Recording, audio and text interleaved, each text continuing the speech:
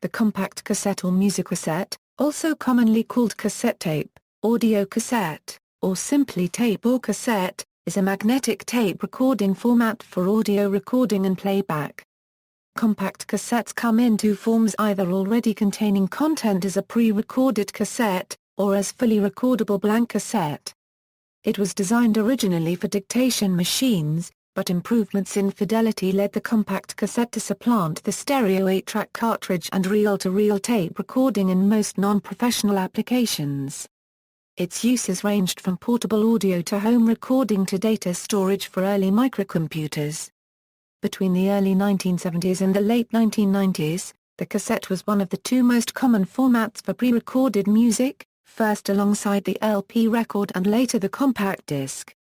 Compact cassettes consist of two miniature spools, between which a magnetically coated plastic tape is passed and wound.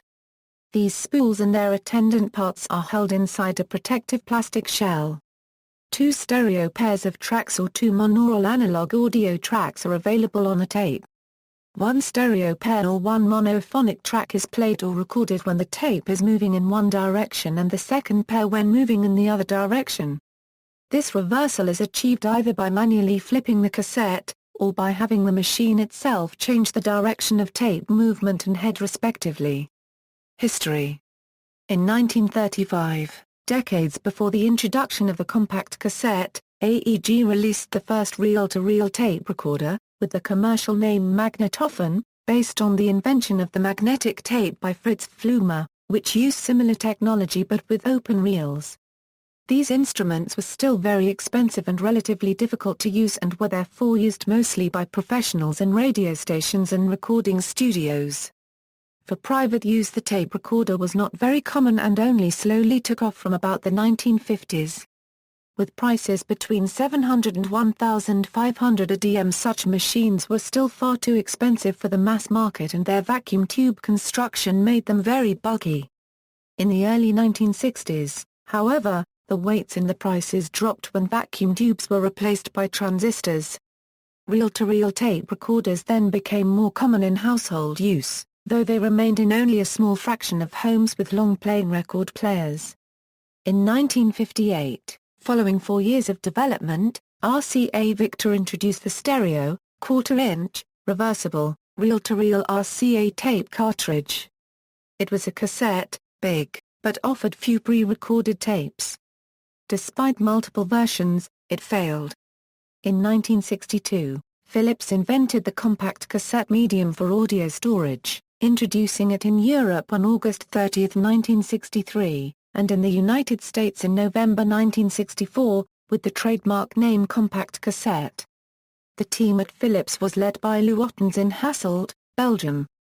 Although there were other magnetic tape cartridge systems, Philips' compact cassette became dominant as a result of Philips' decision in the face of pressure from Sony to license the format free of charge. Philips also released the Norelco Caricorder 150 recorder player in the US in November 1964. By 1966 over 250,000 recorders had been sold in the US alone and Japan soon became the major source of recorders. By 1968, 85 manufacturers had sold over 2.4 million players. In the early years, sound quality was mediocre, but it improved dramatically by the early 1970s when it caught up with the quality of 8-track tape and kept improving. The compact cassette went on to become a popular alternative to the 12-inch vinyl LP during the late 1970s. Introduction of music cassettes. The mass production of compact cassettes began in 1964 in Hanover, Germany. Pre-recorded music cassettes were launched in Europe in late 1965.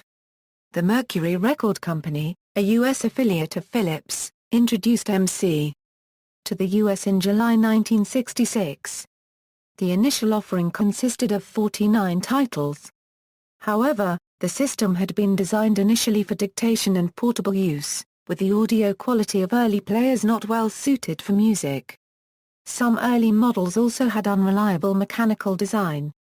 In 1971 the Advent Corporation introduced their Model 201 tape deck that combined Dolby Type B noise reduction and chromium dioxide tape, with a commercial-grade tape transport mechanism supplied by the Wallensack Camera division of 3M Corporation.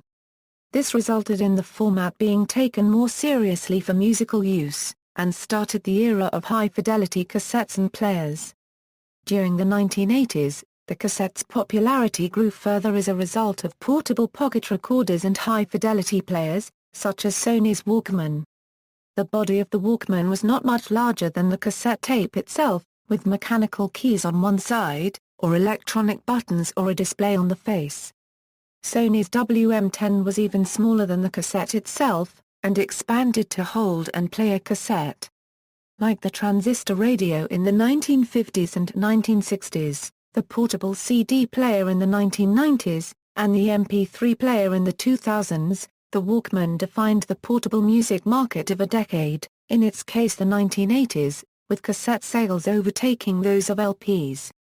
Total vinyl record sales remained higher well into the 1980s due to greater sales of singles, although cassette singles achieved popularity for a period in the 1990s. Apart from the purely technological advances cassettes brought, they also served as catalysts for social change. Their durability and ease of copying helped bring underground rock and punk music behind the Iron Curtain, creating a foothold for Western culture among the younger generations. For similar reasons, cassettes became popular in developing nations. One of the most famous political uses of cassette tapes was the dissemination of sermons by the Ayatollah Khomeini throughout Iran before the 1979 Iranian Revolution, in which Khomeini urged the overthrow of the regime of the Shah, Mohammad Reza Pahlavi. In 1970s India, cassettes were blamed for bringing unwanted Christian and Islamic influences into traditionally Sikh and Hindu areas. Cassette technology was a booming market for pop music in India, drawing criticism from conservatives while at the same time creating a huge market for legitimate recording companies, as well as pirated tapes. Between 1985 and 1992, the cassette tape was the most popular format in the UK, and wealthy record labels experimented with innovative packaging designs. A designer during the era explained, "There was so much money in the industry at the time, we could try anything with design." The introduction of the cassette single, called a cassingle, was also part of this era and featured a music single in compact cassette form. Until 2005, cassettes remained the dominant medium for purchasing and listening to music in some developing countries, but compact disc technology had superseded the compact cassette in the vast majority of music markets throughout the world by this time. Decline: in Western Europe and North America, the market for cassettes declined sharply after its peak in the late 1980s. This was particularly noticeable with pre-recorded cassettes, the sales of which were overtaken by those of CDs during the early 1990s. By 1993, annual shipments of CD players had reached 5 million, up 21% from the year before. While cassette player shipments had dropped 7% to approximately 3.4 million. The decline continued, and in 2001 cassettes accounted for only 4% of all music sold. Since then, further decline occurred, with very few retailers stocking them because they are no longer issued by the major music labels. Sales of pre-recorded music cassettes in the U.S. dropped from 442 million in 1990 to 274,000 by 2007.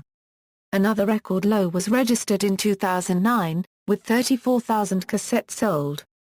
Most of the major U.S. music companies discontinued production of cassette tapes by late 2002. However, as of 2012, blank cassettes were still being produced and are still sold at some retail stores, while facilities for cassette duplication remain available. Cassette recorders and players are becoming gradually scarcer, but are still widely available and feature in some hi-fi systems. Cassettes remain popular for specific applications, such as car audio, well into the 1990s. Cassettes and their players were typically more rugged and resistant to dust, heat, and shocks than the main digital competitor, the CD. Their lower fidelity was not considered a serious drawback inside the typically noisy automobile interiors of the time. However, the advent of shock-proof buffering technology in CD players, the reduction of in-car noise levels, the general heightening of consumer expectations, and the introduction of CD auto-changers meant that, by the early 2000s, the CD player rapidly replaced the cassette player as the default audio component in the majority of new vehicles in Europe and America. While digital voice recorders are now common, compact cassette Euro, or microcassette Euro recorders may be cheaper and of sufficient quality to serve as adjuncts or substitutes for note-taking in business and educational settings. Audiobooks, church services, and other spoken word material are still frequently sold on cassette, as lower fidelity generally is not a drawback for such content. While most publishers sell CD audiobooks, they usually also offer a cassette version at the same price. In the audiobooks application, where recordings may span several hours, cassettes also have the advantage of holding up to 150 minutes of material, whereas the average CD holds less than 80. While cassettes and related equipment have become increasingly marginal in commercial music sales, recording on analog tape remains a desirable option for some. Although, this method is being overtaken by portable digital recorders. Some musicians in the independent music community have established a tradition of using and releasing cassettes. Thurston Moore of Sonic Youth claimed in 2009, "I only listen to cassettes."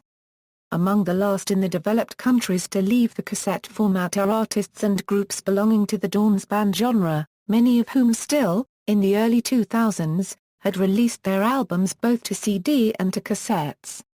Since many of their fans now are older, they often belong to a generation less interested in buying a CD player. However, also in this genre, fewer artists and groups release recordings on cassette. As late as 2006, Las Stephans and Torfney Melons released their latest albums to both cassette and CD. In India, film and devotional music continues to be released in the cassette format due to its low cost. In 2010, Botswana-based Diamond Studios announced plans for establishing a plant to mass-produce cassettes in a bid to combat piracy. In South Korea, the early English education boom for toddlers encourages a continuous demand for English-language cassettes, as of 2011, due to the affordable cost. In recent years, the compact cassette format has seen a revival with independent record labels preferring to issue releases in this format due to its low cost and the difficulty in sharing tape music over the Internet. Underground and DIY communities release regularly, and sometimes exclusively, on cassette format, particularly in experimental music circles and to a lesser extent in hardcore punk, death metal, and black metal circles, out of a fondness for the format. In 2011, the revised Oxford English Dictionary announced it would be removing the word cassette tape from its concise version, causing some media backlash. The term was removed to help make room for more than 400 new words being added to the dictionary. Features. The cassette was a great step forward in convenience from reel-to-reel audio tape recording, although, because of the limitations of the cassette size and speed, it initially compared poorly in quality. Unlike the 4-track stereo open-reel format, the 2 stereo tracks of each side lie adjacent to each other, rather than being interleaved with the tracks of the other side. This permitted monaural cassette players to play stereo recordings summed as mono tracks and permitted stereo players to play mono recordings through both speakers. The tape is 3.81 ohm wide, with each stereo track 0.6 ohm wide and an unrecorded guard band between each track. The tape moves at 4.76 cm per second from left to right. For comparison, the typical open-reel format in consumer use was 6.35 ohm wide, each stereo track nominally 1.59 ohm wide, and running at either twice or 4 times the speed of a cassette. Cassette types. Cassette tapes are made of a polyester-type plastic film with a magnetic coating. The original magnetic material was based on gamma ferric oxide. Circa 1970, 3M Company developed a cobalt volume doping process combined with a double coating technique to enhance overall tape output levels. This product was marketed as high energy under its Scotch brand of recording tapes. Inexpensive cassettes commonly are labeled low noise, but typically are not optimized for high frequency response. For this reason, some low-grade IEC-type I-tapes have been marketed specifically as better suited for data storage than for sound recording. At about the same time, chromium dioxide tape, later designated Type II, was introduced by DuPont, the inventor of the particle, and BASF, the inventor and long-time manufacturer of magnetic recording tape.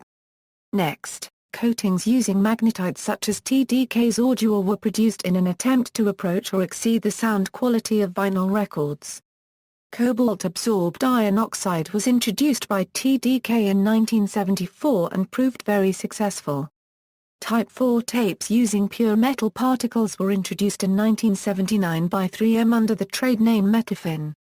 The tape coating on most cassettes sold today is either normal, or chrome consists of ferric oxide and cobalt mixed in varying ratios. There are very few cassettes on the market that use a pure coating. Simple voice recorders and earlier cassette decks are designed to work with standard ferric formulations. Newer tape decks usually are built with switches and later detectors for the different bias and equalization requirements for higher-grade tapes. The most common, iron oxide tapes, use 120 a microsecond equalization, while chrome and cobalt-absorbed tapes require 70 a microsecond equalization. The recording bias equalizations also were different. BASF and Sony tried a dual-layer tape with both ferric oxide and chrome dioxide known as ferrichrome, but these were available for only a short time in the 1970s. These also use 70 a microsecond, just like Type II did. Metal cassettes also use 70 a microsecond equalization, and provide still further improvement in sound quality as well as durability. The quality normally is reflected in the price. Type I cassettes generally are the cheapest, and Type IV are usually the most expensive. BASF chrome tape used in commercially pre-recorded cassettes used Type I equalization to allow greater high-frequency dynamic range for better sound quality, but the greater selling point for the music labels was that the Type I cassette shell could be used for both ferric and for chrome music cassettes. Notches on top of the cassette shell indicate the type of tape. Type I cassettes have only write protect notches, Type II have an additional pair next to the write protection ones, and Type IV have a third set in the middle of the cassette shell. These allow later cassette decks to detect the tape type automatically and select the proper bias and equalization. Virtually all recent hi-fi systems lack this feature. Only a small niche of cassette decks have the tape type selector. Playing Type II and IV tapes on a player without detection will produce exaggerated treble, but it may not be noticeable because such devices typically have amplifiers that lack extended high-frequency output. Recording on these units, however, results in very low sound reproduction, and sometimes distortion and noise is heard. Also, these cheaper units cannot erase high bias or metal bias tapes. Attempting to do so will result in an incomplete erasure. This is due to the fact that the bias levels for high-end metal position requires greater levels. An exception to this standard were mechanical storytelling dolls from the 1980s which used the Type IV metal configuration cassette shell but had normal Type I voice-grade tape inside. These toys used the Type IV notches to detect that a specially coded tape had been inserted, where the audio of the story is stored on the left channel and various cue tones to tell the doll servos how and when to move along with the story on the right channel. Tape length. Tape length usually is measured in minutes of total playing time. The most popular varieties are C46, C60, C90, and C120. The C46 and C60 lengths typically are 15 a micrometer thick, but C90s are 10 11 a micrometer and C120s are just 9 a micrometer thick, rendering them more susceptible to stretching or breakage. BASF declared the C60 with 88 meters. Some vendors are more generous than others, providing 132 or 135 meters rather than 129 meters of tape for a C90 cassette. Even C180 tapes were available at one time, but these were extremely thin and fragile and suffered from such effects as print-through, which made them unsuitable for general use. 150-minute length is still available from Maxell, Sony and TDK. Although the TDK DC-180 was produced for a decade, it is very rare, because of several technical flaws. the tape had to be so thin that it was nearly transparent and therefore had fewer particles to magnetize, resulting in a poor sound quality and even worse durability. It required a strong motor to be driven, and had high wow and flutter. Finally, it took a relatively long time to rewind. Other lengths are also available from some vendors, including C10 and C15, C30, C40, C50, C54, C64, C70, C74, C80, C84, C100, C105, and C110. As late as 2010, Thomann still offered C10, C20, C30 and C40 AEC Type 2 tape cassettes for use with 4 and 8-track Porta Studios. Some companies included a complimentary blank cassette with their portable cassette recorders in the early 1980s. Panasonic's was a C14 and came with a song recorded on side 1, and a blank side 2. Except for C74 and C100, such non-standard lengths always have been hard to find, and tend to be more expensive than the more popular lengths. Home taping enthusiasts may have found certain lengths useful for fitting an album neatly on one or both sides of a tape. For instance, the initial maximum playback time of compact discs was 74 minutes, explaining the relative popularity of C74 cassettes. Write protection. All cassettes include a write protection mechanism to prevent re-recording and accidental erasure of important material. Each side of the cassette has a plastic tab on the top that may be broken off, leaving a small indentation in the shell. This indentation allows the entry of a sensing lever that prevents the operation of the recording function when a cassette is inserted into a cassette deck. If the cassette is held with one of the labels facing the user and the tape opening at the bottom, the Write Protect tab for the corresponding side is at the top left. Occasionally, manufacturers provided a movable panel that could be used to enable or disable Write Protect on tapes. If later required, a piece of adhesive tape can be placed over the indentation to bypass the protection, or, the lever can be manually depressed to record on a protected tape. Extra care is required to avoid covering the additional indents on high bias or metal bias tape cassettes adjacent to the Write Protect tabs. Tape leaders. In most cassettes, the magnetic tape was attached to each spool with a leader, usually made of strong plastic. This leader protected the weaker magnetic tape from the shock occurring when the tape reached the end. Leaders can be complex. A plastic slide-in wedge anchors a short fully opaque plastic tape to the take-up hub. One or more tinted semi-opaque plastic segments follow.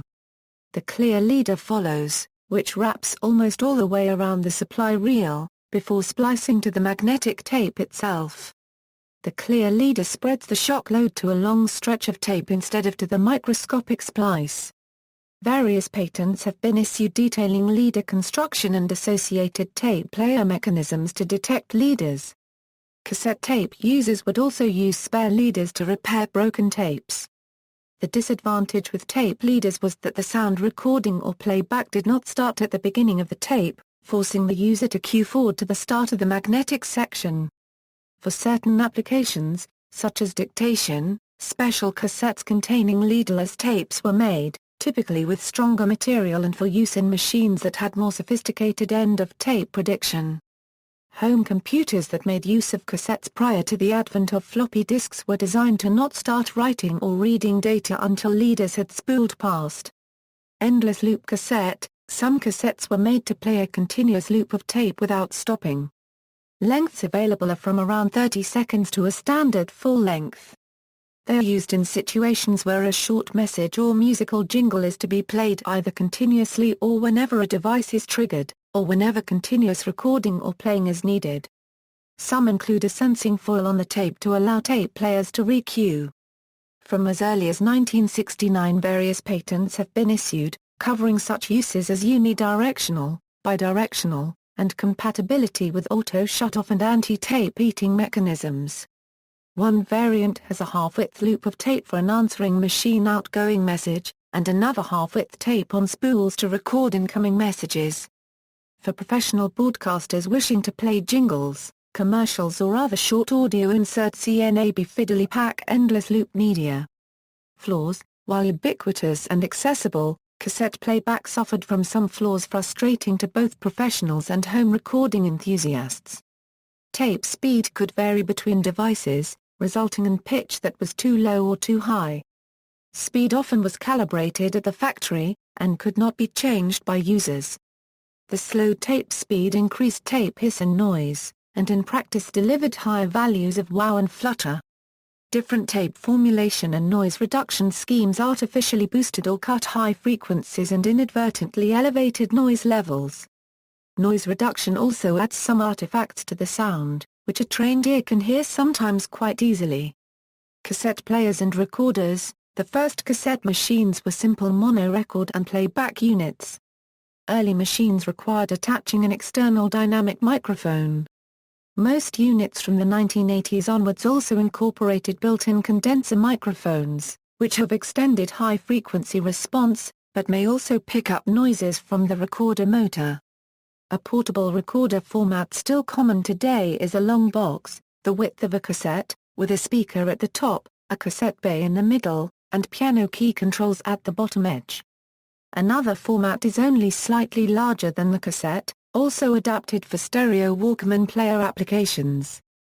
The markings of piano key controls soon were standardized, and are a legacy still emulated on many software control panels. These symbols are commonly a square for stop, a vertically pointed triangle with a line under it for eject, a right-pointing triangle for play, double triangles for fast forward and rewind, a red dot for record, and a vertically divided square for pause. Stereo recorders eventually evolved into high fidelity and were known as cassette decks, after the reel-to-reel decks. Hi-fi cassette decks, in contrast to cassette recorders and cassette players, often didn't have built-in amplification or speakers. Many formats of cassette players and recorders have evolved over the years. Initially all were top-loading, usually with cassette on one side, and BU meters and recording level controls on the other side. Older models used combinations of levers and sliding buttons for control. A major innovation was the front-loading arrangement. Pioneer's angled cassette bay and the exposed bays of some Sansui models eventually were standardized as a front-loading door into which a cassette would be loaded. Later models would adopt electronic buttons, and replace conventional meters with electronic LED or vacuum fluorescent displays, with level controls typically being controlled by either rotary controls or side-by-side sliders. BIC and Marantz briefly offered models that could be run at double speeds, but Nakamaki was widely recognized as one of the first companies to create decks that rivaled reel-to-reel decks with frequency response from the full 20,000 Hz range, low noise, and very low wow and flutter. The three-head closed-loop dual-capstan Nakamaki 1000 is one early example. Unlike typical cassette decks that use a single head for both record and playback plus a second head for erasing, the Nakamaki 1000, like the better reel-to-reel recorders, used three separate heads to optimize these functions. Other contenders for the highest hi-fi quality on this medium were two companies already widely known for their excellent quality reel-to-reel tape recorders, Tandberg and Revox. Tandberg started with combi-head machines, such as the TCD300, and continued with the TCD3XO series with separate playback and recording heads. All TCD models possessed dual capstan drives, belt-driven from a single capstan motor and two separate reel motors. Frequency range extended to 18 kHz. After a disastrous overinvestment in color television production, Tandberg folded and revived without the hi-fi branch these come from. Revox went one step further, after much hesitation about whether to accept cassettes as a medium capable for meeting their strict standards from reel-to-reel recorders at all. He produced their B710 MKI and MK2 machines. Both cassette units possessed double capstan drives, but with two independent, electronically controlled capstan motors and two separate reel motors. The head assembly moved by actuating a damped solenoid movement, eliminating all belt drives and other wearable parts. These machines rivaled the Nakamaki in frequency and dynamic range.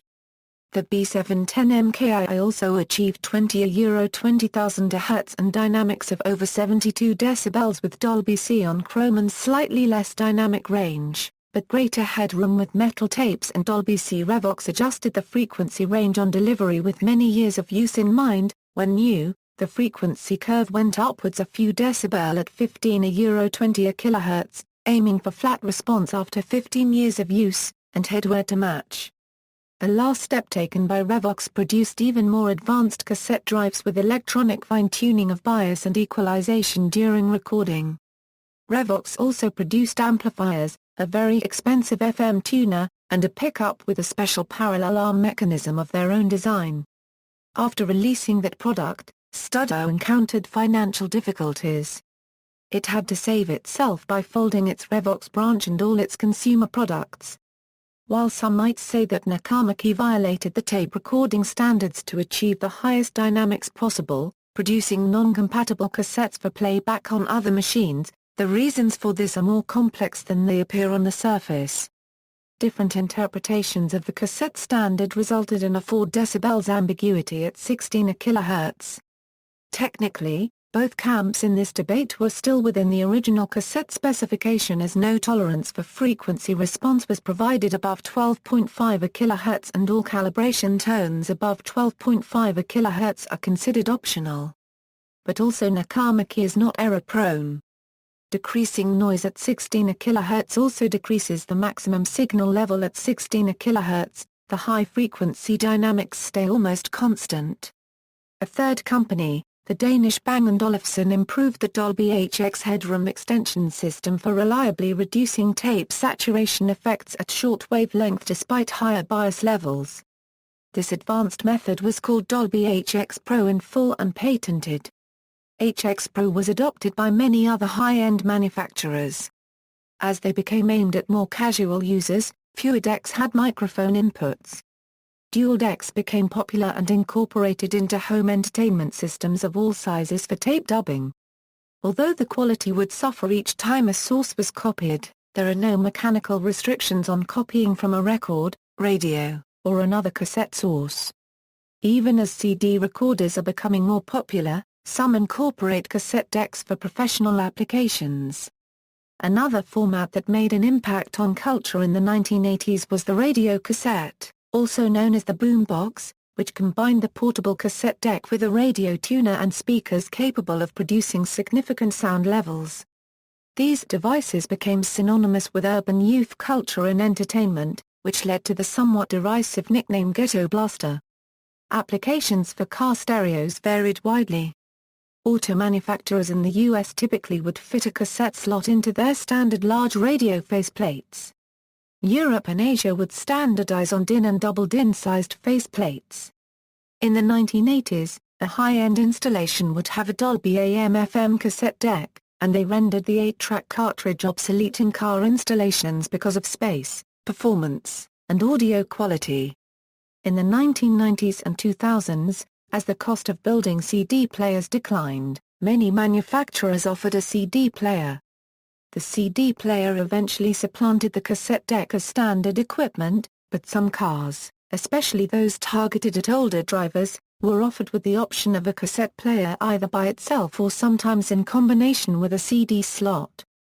Most new cars can still accommodate aftermarket cassette players, and the auxiliary jack advertised for MP3 players can be used also with portable cassette players. But 2011 is the first model year for which no manufacturer offered factory-installed cassette players.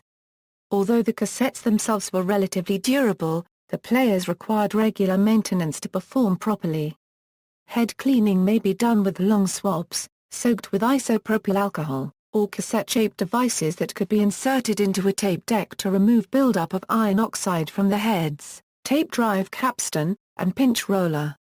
Some otherwise normal recording tapes included sections of leader that could clean the tape heads. One of the concerns of the time, however, was the use of abrasive cleaning tape. Some of the cleaning tapes actually felt rough to the touch and were considered damaging to the heads. Similarly, shaped demagnetizers used magnets to degauss the deck, which kept sound from becoming distorted. A common mechanical problem occurred when a worn-out or dirty player rotated the supply spool faster than the take-up spool or failed to release the heads from the tape upon ejection. This would cause the magnetic tape to be fed out through the bottom of the cassette and become tangled in the mechanism of the player. In these cases the player was said to have eaten the tape, and it often destroyed the playability of the cassette altogether, and resulted in the common sight of tangled tape on the side of the road. Cutting blocks, analogous to those used for open reel 1/4 tape, were readily available, though used mainly for retrieving valued recordings, could be used to remove the damaged portion, or repair the break in the tape. Creation of compilations usually was by re-recording rather than splicing sections of songs because of the much smaller tape area. Applications: audio. The compact cassette originally was intended for use in dictation machines. In this capacity, some later model cassette-based dictation machines could also run the tape at half speed as playback quality was not critical. The cassette soon became a popular medium for distributing pre-recorded music initially through the Philips Record Company. As of 2009, one still finds cassettes used for a variety of purposes, such as journalism, oral history, meeting and interview transcripts, audiobooks, and so on. Police are still big buyers of cassette tapes, as some lawyers don't trust digital technology for interviews. However, they are starting to give way to compact discs and more compact digital storage media. The cassette quickly found use in the commercial music industry. One artifact found on some commercially produced music cassettes was a sequence of test tones, called SDR soundburst tones, at the beginning and end of the tape, heard in order of low frequency to high. These were used during SDR-XDR's duplication process to gauge the quality of the tape medium. Many consumers objected to these tones since they were not part of the recorded music. Broadcasting, news reporting, documentary, and human interest broadcast operations often used portable Marantz PMD series recorders for the recording of speech interviews.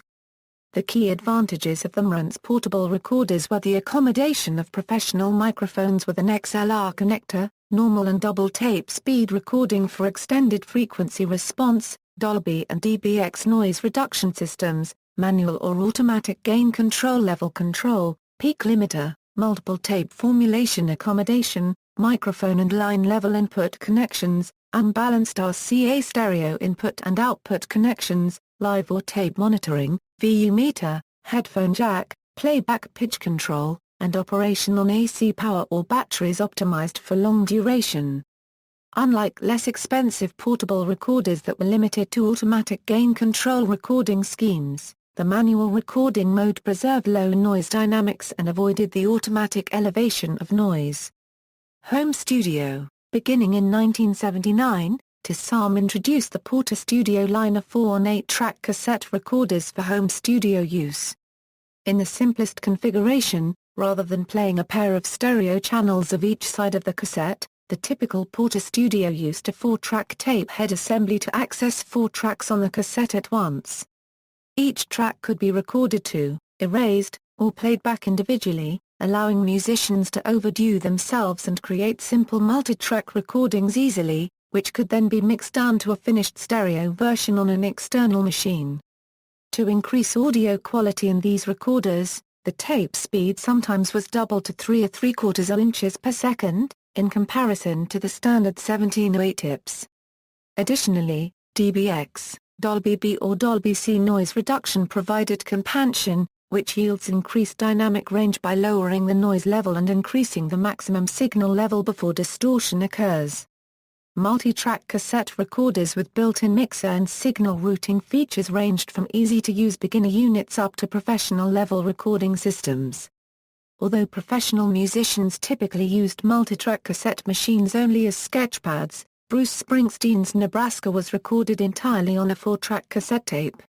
Home dubbing. Most cassettes were sold blank, and used for recording the owner's records, their friends' records, or music from the radio. This practice was condemned by the music industry with such alarmist slogans as "home taping is killing music." However, many claimed that the medium was ideal for spreading new music and would increase sales, and strongly defended their right to copy at least their own records onto tape. For a limited time in the early 1980s, Island Records sold chromium dioxide OE1 plus ONE cassettes that had an album pre-recorded on one side and the other was left blank for the purchaser to use. Cassettes were also a boon to people wishing to tape concerts for sale or trade, a practice tacitly or overtly encouraged by many bands, such as the Grateful Dead, with a more counterculture bent. Blank cassettes also were an invaluable tool to spread the music of unsigned acts, especially within tape trading networks. Various legal cases arose surrounding the dubbing of cassettes. In the UK, in the case of CBS Songs v. Amstrad, the House of Lords found in favour of Amstrad that producing equipment that facilitated the dubbing of cassettes, in this case a high-speed twin cassette deck that allowed one cassette to be copied directly onto another, did not constitute the infringement of copyright. In a similar case, a shop owner who rented cassettes and sold blank tapes was not liable for copyright infringement even though it was clear that his customers likely were dubbing them at home. In both cases, the courts held that manufacturers and retailers could not be held accountable for the actions of consumers. As an alternative to home dubbing, in the late 1980s, the Personix company installed booths in record stores across America that allowed customers to make personalized mixed apps from a digitally encoded back catalog with customized printed covers. Institutional duplication, educational, religious, corporate, military, and broadcasting institutions benefited from messaging proliferation through accessibly priced duplicators, offered by Telex Communications, Wallensack, Sony, and others. The duplicators would operate at double tape speed. Systems were scalable, enabling the user to purchase initially one master unit and add slave units for expanded duplication abilities. Data recording. The Hewlett-Packard HP 9830 was one of the first desktop computers in the early 1970s to use automatically controlled cassette tapes for storage. It could save and find files by number, using a clear leader to detect the end of tape.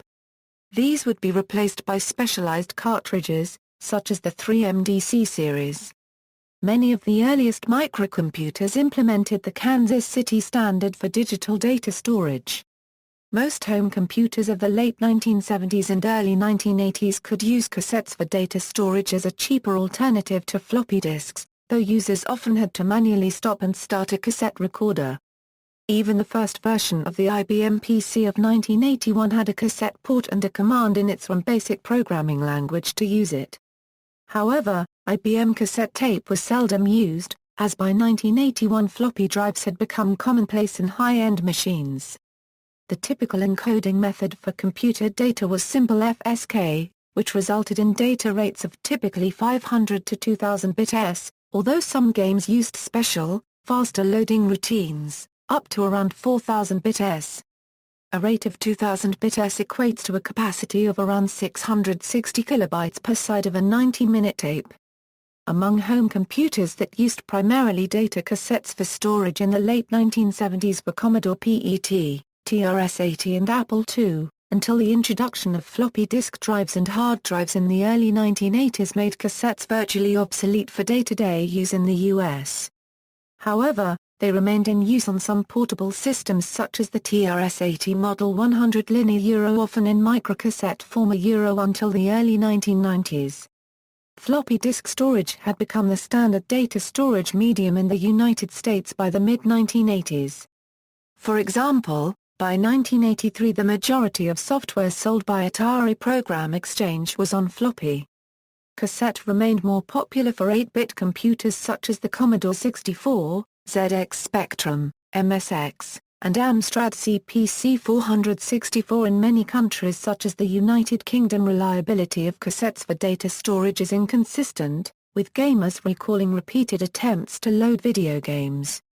In some countries, including the United Kingdom, Poland, Hungary, and the Netherlands, cassette data storage was so popular that some radio stations would broadcast computer programs that listeners could record onto cassette and then load into their computer. See basic code. The use of better modulation techniques, such as QPSK or those used in modern modems, combined with the improved bandwidth and signal-to-noise ratio of newer cassette tapes, allowed much greater capacities and data transfer speeds of 10 to 17 kilobyte per second on each cassette. They found use during the 1980s and data loggers for scientific and industrial equipment. The cassette was adapted into what is called a streamer cassette, a version dedicated solely for data storage, and used chiefly for hard disk backups and other types of data. Streamer cassettes look almost exactly the same as a standard cassette, with the exception of having a notch about 1/4 inch wide and deep situated slightly off-center at the top edge of the cassette. Streamer cassettes also have a reusable write protect tab on only one side of the top edge of the cassette, with the other side of the top edge having either only an open rectangular hole, or no hole at all. This is due to the whole 1/8 inch width of the tape loaded inside being used by a streamer cassette drive for the writing and reading of data, hence only one side of the cassette being used. Streamer cassettes can hold anywhere from 50 to 160 megabytes of data. Successors.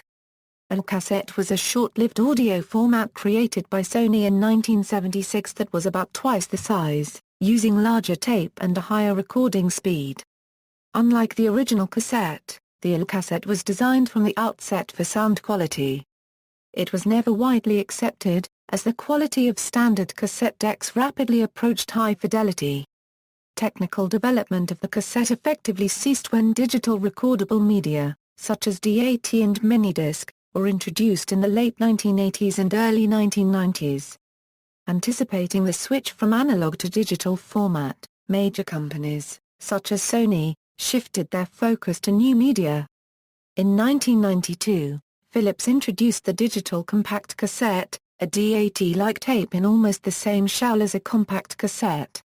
It was aimed primarily at the consumer market. A DCC deck could play back both types of cassettes. Unlike DAT, which was accepted in professional usage because it could record without lossy compression effects, DCC failed in both home and mobile environments, and was discontinued in 1996. The microcassette has in many cases supplanted the full-sized cassette in situations where voice-level fidelity is all that is required, such as in dictation machines and answering machines. Even these, in turn, are starting to give way to digital recorders of various descriptions. Since the rise of cheap CDR discs, and flash memory-based digital audio players, the phenomenon of home taping has effectively switched to recording to compact disc or downloading from commercial or music-sharing websites. Because of consumer demand, the cassette has remained influential on design, more than a decade after its decline as a media mainstay. As the compact disc grew in popularity, cassette-shaped audio adapters were developed to provide an economical and clear way to obtain CD functionality in vehicles equipped with cassette decks. A portable CD player would have its analog line out connected to the adapter, which in turn fed the signal to the head of the cassette deck. These adapters continue to function with MP3 players as well, and generally are more reliable than the FM transmitters that must be used to adapt CD players and digital audio players to car stereo systems. Digital audio players shaped as cassettes have also become available, which can be inserted into any cassette player and communicate with the head as if they were normal cassettes. See also, cassette culture, digital cassettes, online journalism, magnetic tape sound recording, mini-cassette, mixed app, pocket rockers, PXL 2000, timeline of audio formats, VHS, references. External links. Project C90 photos of many brands of cassettes. Vintage cassettes. Photos of cassettes gathered in the chronological order, tapedeck.org, online collection of audio tape cassettes, audio tools, cassette tape reference, technical data and photographs of vintage cassette decks, a brief history of the recording media industry, tape recording and playback concepts, cassette tape sales rising again, audio media evolution history, 50 years history of audio tapes, happy birthday.